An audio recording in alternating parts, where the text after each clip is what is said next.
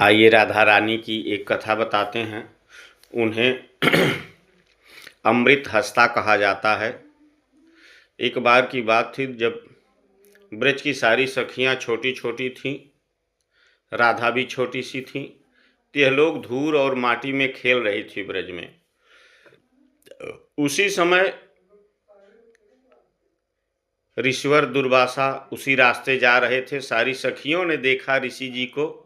छोटी छोटी सखियां दौड़ के प्रणाम करती हैं, बाबा के चरणों पे मत्था टेक देती हैं। बाबा थोड़ा यहाँ बैठिए, भगवान को भोग लगता है, हम लोग प्रसाद बनाते हैं, लड्डू बनाते हैं। उनकी मीठी मीठी तोतली बात को सुन करके बड़ा प्रसन्न हो गए, जिनको देख करके तीनों लोक के लोग डर जाते हैं। ऐसे ऋषि आज ब्रज में आकर के श्री राधा रानी के सखियों के साथ इतना आनंदित हो रहे हैं, बड़े प्रसन्न हो रहे हैं उनके भाव को देख करके, उनके संस्कार को देख करके।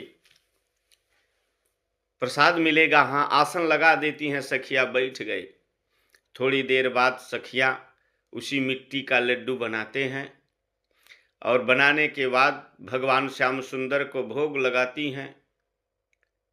और इसके बाद ऋषि दुर्वासा जी को ला करके निवेदित करती हैं। और जब यह उस लड्डू को अपने मुंह में रखते हैं, इतना आनंद में विभोर हो जाते हैं, आश्चर्यचकित हो जाते हैं, चित्त निर्बल हो जाता है, स्तब्ध रह जाते हैं, बातें नहीं निकलती। इतना सुंदर उस लड्डू को खा करके सखियों से पूछे, इस लड्डू को किसने बनाया? सखियों ने कहा, हमने बनाया, राधा रानी ने बनाया। राधा रानी को बुला करके पूछे, लली, इस लड्डू को तुमने बनाया? राधा जी ने कहा, हाँ ईश्वर, हमने बनाया। उनके सर पर हाथ रखकर आशीर्वाद दिए, जाओ आज से तुम अमृत हस्ता हो गई। तुम्हारे हाथ से जो प्रसाद पा जाएगा वह दीर्घजीवी हो जाएगा। तुम्हारे हाथ का जो प्रसाद खाएगा वह दीर्घजीवी हो जाएगा।